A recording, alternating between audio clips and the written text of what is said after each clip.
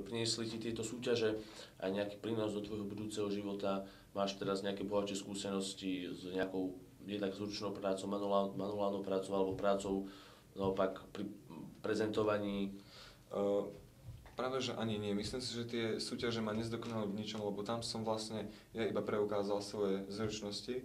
Ktoré som už mal vlastne predtým. Ktoré predtým. som už mal, samozrejme, ale priniesli mi akurát to, že som spoznal kopu nových ľudí z rôznych kútov Slovenska, keďže to bola súťaž celoštátneho charakteru, čiže tam boli vlastne zo všetkých slovenských krajov súťažiaci, alebo zastupitelia všetkých krajov, takže keď sme tam porozprávali, zoznámili sme sa, vymenili sme si nejaké informácie. Bola to tým pádom nielen ako práca, ale vlastne aj zábava tým pádom, nie? Si myslím. Samozrejme.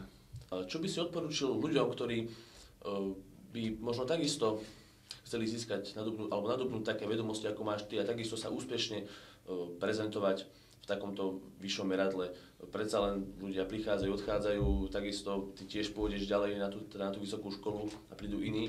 A čo by podľa teba mali urobiť preto, aby takisto sa mohli stať úspešnými? Myslím si, že hlavne študenti by mali mať chuť prijímať nové vedomosti, zdokonalovať sa v elektronike a myslím, že by to nemalo byť nejaké tlačenie na silu, šprtanie knížiek a podobných literatúr, ale nechať veciam voľný priebeh a venovať tomu hlavne veľa času, pretože